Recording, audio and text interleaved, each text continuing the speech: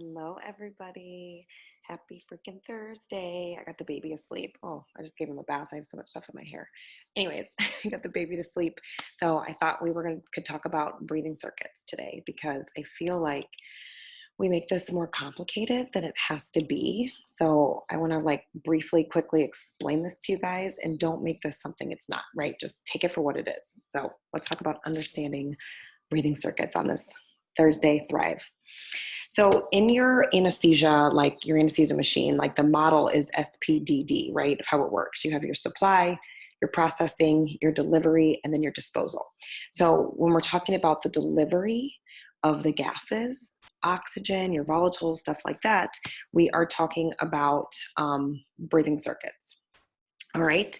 And breathing circuits have an array of things, right? They could have APL valve. They could have they have a reservoir bag. They have inspiratory and expiratory limbs. Like these are kind of all the pieces of different parts of the delivery system of getting oxygen, air, nitrous oxide, gases to your patient.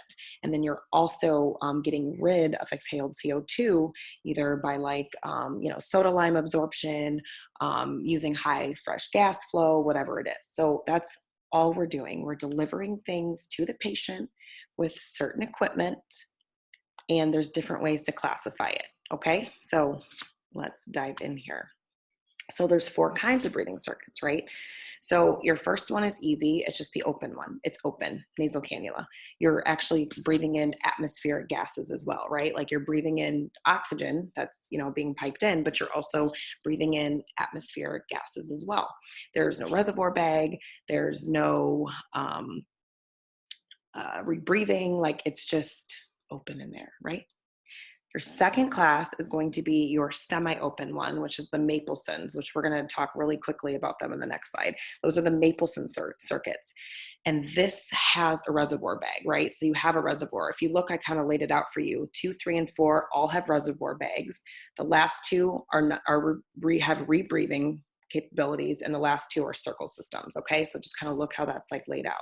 So your semi-open has a reservoir bag. It's examples of those Mapleson circuits, A through F, which we'll talk about in just a second. But there's no rebreathing here because you're using a high fresh gas flow. So their gas flow is going to be higher than the minute ventilation, which is the VE, which is tidal volume times respiratory rate. Okay, an example of this would be like a T-piece. Like that used to be kind of the joke in school, like, oh, you take your patient to recovery on a T-piece.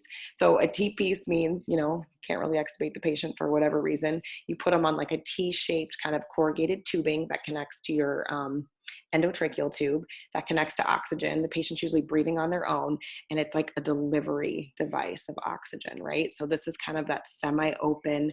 It's not open. It's not all the way closed. It's just semi-open, okay? Just a little bit open. So that's that one, and you still are getting a little bit of atmospheric air piped into that. Then we have the semi-closed, okay? So this one, like we had said, it has a reservoir bag, but there is going to be some partial rebreathing of exhaled CO2. Your minute ventilation is going to be actually greater than your fresh gas flows, okay? So you're going to have some rebreathing. And your fresh gas flow are also going to be a little bit diluted by the exhaled gas, okay? This is like that, this is when you're using like your APL valve. Your APL valve is open, you have a scavenger system, and some of the gas is lost through that. So this is an example of what we use all the time. It's a circle system, right? Let me go back here. It's the circle system that we use to deliver our anesthetic, okay? So that is semi-closed, APL valve is open, okay? Now, what if we close the APL valve, drop our fresh gas flow a little bit?